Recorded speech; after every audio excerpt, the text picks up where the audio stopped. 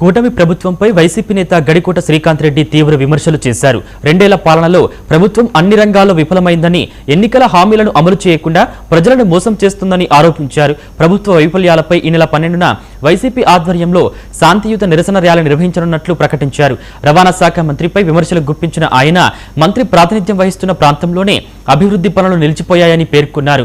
Rayachoti bus stand అభివృద్ధి పనులు 2 ఏళ్లైనా పూర్తి కాకపోవడం ప్రభుత్వ నిర్లక్ష్యానికి నిదర్శనమని శ్రీకాంత్ రెడ్డి అన్నారు. జిల్లాలని చెప్పింది, మరి ఇంతవరకు ఆ గెజిట్ కి సంబంధించి మాట్లాడలేకపోతున్నారు. 26 జిల్లాల గెజిట్ ఇప్పుడు ఎందుకు అమలు అవుతుంది అన్నటువంటిది ఆలోచన చేసుకోలేకపోతున్నారు. కనీస పరిజ్ఞానం లేనటువంటి ఈ వ్యక్తులు అస్తవ్యస్తంగా వ్యవస్థను దాడి చేసి ఒక ప్రాంతాన్ని అన్యాయం చేయాలని చూస్తున్నారు తప్పితే నిజంగా వీళ్ళు ఏది కూడా సరైనటువంటి రీతిలో చేయాలన్నటువంటిది ఏ రోజు ఆలోచన కలగదు. ఈ రోజు కేంద్ర ప్రభుత్వం గెజిట్ లో ఉన్న దాని ప్రకారమే ఉద్యోగస్తుల బైఫర్కేషన్ జరుగుతా ఉంది. జోన్స్ ప్రకారంగా జోన్ 4 లోను జోన్ 5 మన అన్నమయ్య జిల్లా ఏదైతే గతంలో ఏర్పడిందో అదే గెజిట్ కింద వచ్చింది. మరి దాన్ని అలాగే కొనసాగించాలి ప్రభుత్వం.